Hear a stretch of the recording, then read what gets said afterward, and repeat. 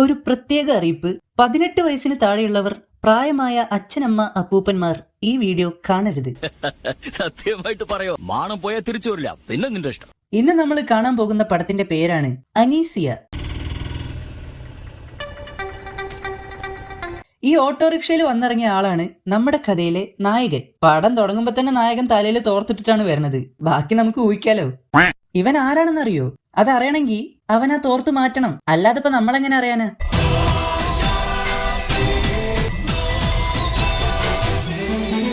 ഈ പടം മുഴുവൻ ഇരുന്ന് കണ്ട ഒരു വ്യക്തി എന്ന നിലയ്ക്ക് സത്യം പറയാലോ, ഒരു മരണ വീട്ടിലൊക്കെ പോയ പോലത്തെ ഒരു അവസ്ഥയാണ് ഈ പടം കാണുമ്പോ. അടി വാങ്ങിച്ചു.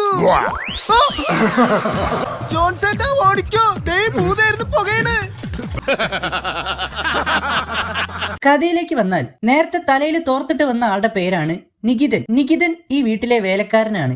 ഇവന്റെ മുതലാളി കുറെ കാലായിട്ട് തളർന്നു കിടക്കുകയാണ്. ഇയാൾക്കൊരു മകളുണ്ട്, പിന്നെ ഒരു രണ്ടാം ഭാര്യയും. ആ ഭാര്യയുടെ പേരാണ് അനീസിയ. വർക്കാവാത്ത നിന്റെ ഫോൺ എന്തിനാ എക്സ്ട്രാ ചാർജ്? പിച്ചിപ്പൂവിന്റെ സുഗന്ധം എന്റെ മോൾക്ക്. ഇയാൾ എന്തൊക്കെയാണ് കാട്ടുന്നത്? ഇയാൾ ഇവിടുത്തെ വേലക്കാരൻ തന്നെ അല്ലേ? അങ്ങോട്ട് വലിച്ചു കയറ്റുക.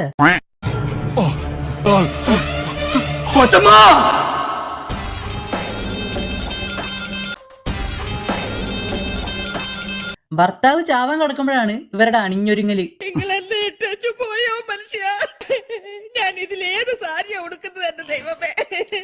കിളവനെ കൊല്ലാൻ നീ വല്ല സൂത്രം ഒപ്പിച്ചോ? ചോരയും നീരും പറ്റി ഒന്നിനും കൊള്ളാത്ത പടകിളവനായ ഭർത്താവ്. ഇതാണ് അനീസിയുടെ സ്വഭാവം. ആ പടകിളവന് വേണ്ടി മാത്രമാണോ ദൈവം നിന്നെ സൃഷ്ടിച്ചത്? നമുക്കിടയിൽ വൃത്തിയും യജമാനത്തെയും വേണ്ട. എന്താ ഇവര് ഉദ്ദേശിക്കണത് എന്ന് എനിക്ക് അങ്ങോട്ട് മനസ്സിലാവണില്ല. എത്രയോ കാലമായി നീ വേലക്കാരനായി കൂടിയിട്ട് ഒരിക്കലെങ്കിലും എന്റെ മുഖത്ത് സ്നേഹത്തോടെ നീ നോക്കിയിട്ടുണ്ടോ? കൊച്ചമ്മയോടുള്ള സ്നേഹം ഞാൻ ഉള്ളിൽ സൂക്ഷിക്കുന്നുണ്ട്. എന്തിന്റെ ഉള്ളില്? നികിത, നികിത, നോക്ക് നികിത, നികിത, നികിത. കൊറേ നേരായല്ലോ. നികിത, നികിത, നികിത. നമ്മുടേതായ സ്വകാര്യ നിമിഷങ്ങൾ ഉണ്ടാവണം, വേണ്ടേ? അതാഗ്രഹിക്കുന്നില്ലേ നീ? ഓ, വേലക്കാരൻ തെണ്ടി. അതാഗ്രഹിക്കുന്നില്ലേ നീ? നാശം കൊണ്ടോരടങ്ങാനായിട്ട് ഇത് മനഃപൂർവ്വമാണ്. മനുഷ്യരുടെ നല്ല കാലം വരുമ്പോ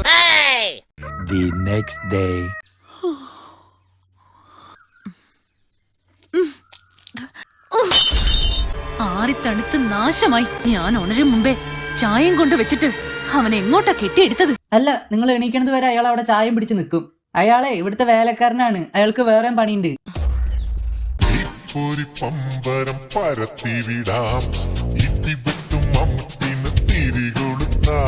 ഇയാൾ ഇവിടെ പണിയാൻ വന്നതാണോ അതോ ഒളിമ്പിക്സിൽ പങ്കെടുക്കാൻ വന്നതോ?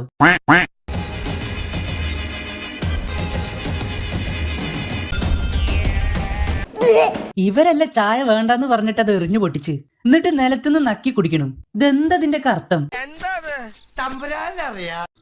അനീസിയ, അനീസിയ, അനീസിയ, അനീസിയ. വേണ്ട. അതെ, ഈ പേര് വിളിച്ചെന്നെ ഒരു 10 മിനിറ്റ് കളയാനുള്ള ട്രിക്കാണ്. അതെനിക്കറിയാം. കുറെ ആയി ഇതുപോലത്തെ ചവറൊക്കെ കാണുന്നു. അത് വേണ്ട, കഥയ്ക്ക് കിടക്കാം. അപ്പച്ചൻ പട്ടിണി കിടന്ന ജലപാനം പോലും ഞാൻ കഴിക്കില്ല. പട്ടിണി കിടന്ന് ഞാനും മരിക്കും, സത്യം. പിന്നെ ഇവൻ കഴിച്ചോന്ന് ഇപ്പൊ തളർന്നു കിടക്കണ മുതലാളി എണീറ്റ് വന്ന് നോക്കാൻ പോവല്ലേ? എന്തായാലും ഒക്കെ അങ്ങോട്ട് തട്ടി വിടുന്നെ. നികിത, നീ എന്തിനാടാ എന്നെ ഇങ്ങനെ സ്നേഹിക്കുന്നത്? കൈ നീട്ടുമ്പോ കാശ് തരാനും അല്ലാത്തപ്പോ കട്ടോണ്ട് പോകാനും ഒരാള്. ഇനി ഒരാൾക്ക് കഞ്ഞി എങ്ങനെയാണ് കൊടുക്കേണ്ടതെന്ന് നികിത നമുക്ക് കാണിച്ചു തരും. കമോണ്ട്രാ നികിത.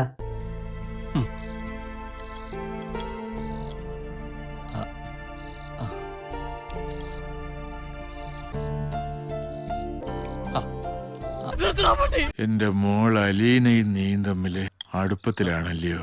തൂക്കിയല്ലോ നാദാ. എന്റെ മോൾ അലീനയും നീയും തമ്മില് അടുപ്പത്തിലാണല്ലയോ? അല്ലെങ്കിൽ നീയൊക്കെ ആരെങ്കിലൊക്കെ സഹായിക്കണം. അതാണ് വേലക്കാരനെ എനിക്ക് ഒരു കുഞ്ഞ് യജമാനത്തോട് തോന്നുന്ന സ്നേഹവും വാത്സല്യവും ഉള്ളൂ. എന്റെ വാത്സല്യൊക്കെ ഞാൻ കണ്ടതാ. വേലക്കാരനെന്ന ഭയം വേണ്ട, മരുമകൻ. എന്റെ മോൾക്ക് നിന്നെക്കാൾ ചോദിച്ചൊരു കെട്ടിയവൻ വേറെ ഇല്ല. എന്ത് രസമായിട്ട് വൃത്തിയിട്ടും പറയണ. ഓക്കെ അല്ലേ? ഇനി നമ്മുടെ നികിതന്റെ ഒരു റൊമാൻറ്റിക് ഇമാജിനേഷൻ.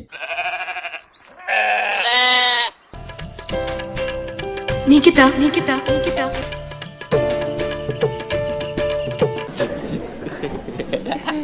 എനിക്ക് ഭക്ഷണം കഴിക്കാറായെന്നറിയില്ലേ? എടുത്ത് തിന്നൂടെ? എല്ലാം ഒരുക്കി വെച്ചിട്ടുണ്ട് കൊച്ചമ്മേ. എല്ലാം ഒരുക്കി വെച്ചിട്ടുണ്ടെന്ന് പറഞ്ഞിട്ട് നികിതൻ അതാ നിന്നിട്ട് ഉള്ളി അരിയണു. നീ വേലക്കാരനല്ലേ, എന്തിനാ ഷർട്ട് ധരിക്കുന്നേ?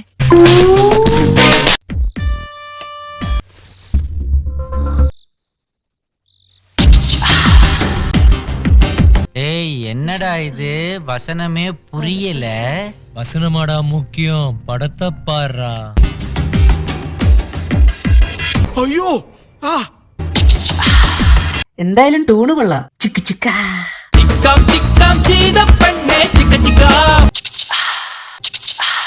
ഇനി അനീസിയുടെ ഒരു റൊമാൻറ്റിക് സോങ്.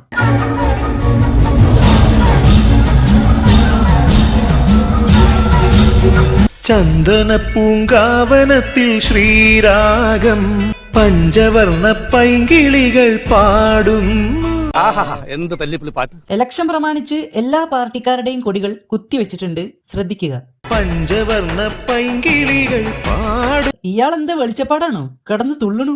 അമ്മേ അമ്മേ കണ്ണീർ തെയ്യം തുള്ളും. പൂർണ്ണചന്ദ്രൻ ഉദിച്ചു നിൽക്കുന്ന രാത്രി, അവിവാഹിതനായൊരു യുവാവ് മധുരമുള്ള ഓർമ്മകളുമായി വിറക്കി പുറത്ത്. ഇതൊക്കെ എന്ത് ഡയലോഗാടോ? ടെലഗ്രാമിൽ ഏതോ ഗ്രൂപ്പിൽ കയറിയ പോലുണ്ട്. നിന്റെ ഉള്ളിൽ യജമാന ഭക്തി എന്ന തിമിരം ബാധിച്ചിരിക്കുന്നു.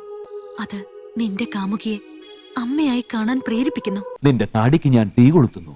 നിന്റെ നാവുകൊണ്ട് അനീസ്യ എന്ന് വിളിക്കടാ, അനീസ്യ, അനീസ്യ എന്ന് വിളിക്കടാ. ഞാൻ വിളിച്ചാ മതിയോ? അതുകൊണ്ട് ദാഹം തീരുവോ? നമ്മുടെ പ്രണയ സാമ്രാജ്യത്തിന്റെ കവാടം തുറക്കപ്പെട്ടിരിക്കുന്നു. ഇതിന്റെ സ്ക്രിപ്റ്റിന് ഇപ്പൊ വില കൂടി ഉണ്ടാവില്ലേ? പണ്ട് 20 രൂപ എങ്ങാണ്ടായിരുന്നു. പൂന്തോപ്പ് നമുക്ക് മണിയറയാകട്ടെ. നമ്മുടെ ഹൃദയ സംഗമം കണ്ട് ചന്ദ്രബിംബം നാണിച്ച് മേഘപാളികൾക്കുള്ളിൽ ഒളിക്കട്ടെ. എനിക്ക് വേറെ പണിയുണ്ട്. ഉറങ്ങാതിരിക്കുന്ന രാപക്ഷികൾ തൂറി എറിയും നിന്നെ. നികിത മോനെ കള്ളപ്പന്നി. തന്ത സമ്മതിക്കില്ല. നികിത, നീ എന്റേതാണ്. എനിക്കെന്റെ അപ്പച്ചനും വേണം, നീയും വേണം. നീ എന്റെ കൈവിട്ട് പോകരുത് നികിത. ഇയാളുടെ ഒരു ഭാഗ്യം. വീട്ടിലെ അനീസിയ, വീടിന്റെ പുറത്ത് അലീന. ചില മുതലാളിമാരൊക്കെ അങ്ങനെയാ പരമുള്ളേ. വീട്ടിലൊരു സെറ്റപ്പ് ഉണ്ടെങ്കിലും കല്യാണം കഴിക്കുന്നത് വേറെ പെണ്ണിനെ ആയിരിക്കും.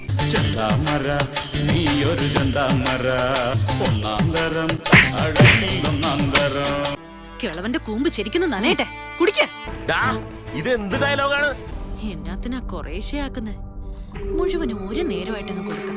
അങ്ങനെ അനീസിയ എന്തോ ഒരു പൊടി കലക്കി അവളുടെ ഭർത്താവിന് കുടിക്കാൻ കൊടുത്തു.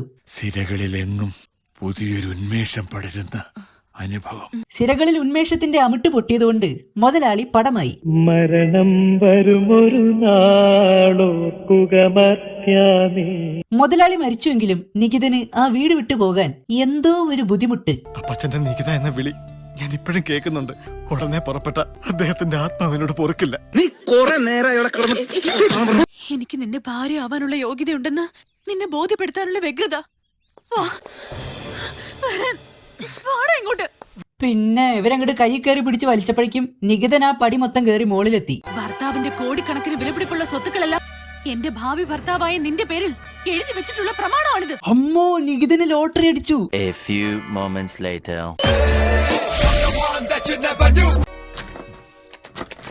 അനീസിയെ പേടിച്ചിട്ട് നികിതന്റെ അവരുടെ ഒപ്പം ഫസ്റ്റ് നൈറ്റ് നടത്താൻ തയ്യാറാവുകയാണ്. എടാ നികിത, നിന്റെ പൊട്ടങ്കളിയൊക്കെ ഞങ്ങൾക്ക് മനസ്സിലാവുന്നുണ്ട്.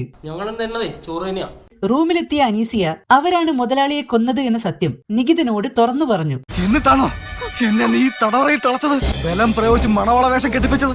ഓ പിന്നെ ബലം പ്രയോഗിച്ചിട്ട് മണവാള വേഷം കെട്ടിച്ചു അത്രേ. ഇയാളെന്താ ചെറിയ കുട്ടിയല്ലേ വേഷം കെട്ടിക്കാൻ? ബലം പ്രയോഗിച്ച് മണവാള വേഷം കെട്ടിപ്പിച്ചത്? ഒന്ന് പോടോ. ഈ ദുഷിച്ച ജീവശ്വാസം എടുക്കാൻ ഒരു നിമിഷം മതി എനിക്ക്. പിന്നെന്താ അത് നേരത്തെ ചെയ്യാഞ്ഞത്? ജുബ്ബക്കിട്ട് റെഡി ആയിട്ട് ഇരിക്കണത് കണ്ടല്ലോ. എന്നിട്ട് ബലം പ്രയോഗിച്ച് ഇടിപ്പിച്ചതാണ് ഇത്രേ. അങ്ങനെ മുതലാളിയുടെ വീട്ടിൽ നിന്ന് ഇറങ്ങിയ നികിതൻ ഒരു മുഴു കുടിയനായിട്ട് മാറുകയാണ്. അങ്ങനെ നികിതൻ വാറ്റ് കുടിക്കാൻ പോയ ഒരു സ്ഥലത്ത് ഒരു ഗസ്റ്റ് റോള് വരുന്നുണ്ട്.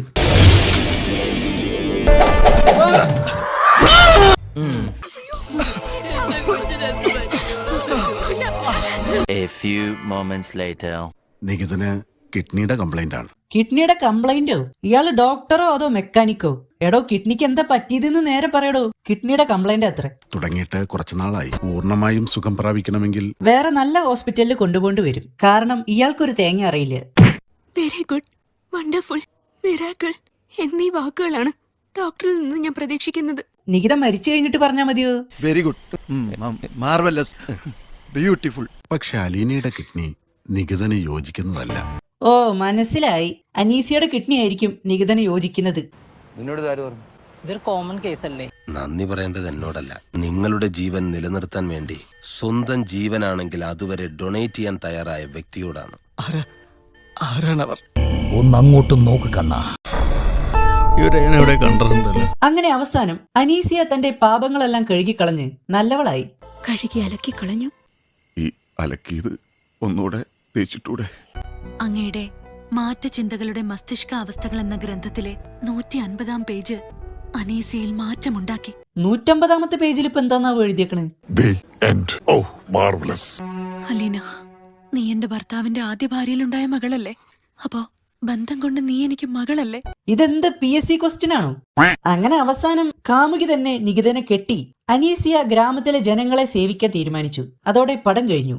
ഈ സിനിമയെക്കുറിച്ച് എനിക്ക് പറയാനുള്ളത് എന്താന്ന് വെച്ചാൽ, നിങ്ങളുടെ കഥയിൽ മറ്റുള്ളവർക്ക് സ്വായത്തമാക്കേണ്ടതായിട്ടൊന്നുമില്ല, എല്ലാം അവഗണിക്കപ്പെടേണ്ടതായിട്ടുള്ള മാനറിസങ്ങൾ.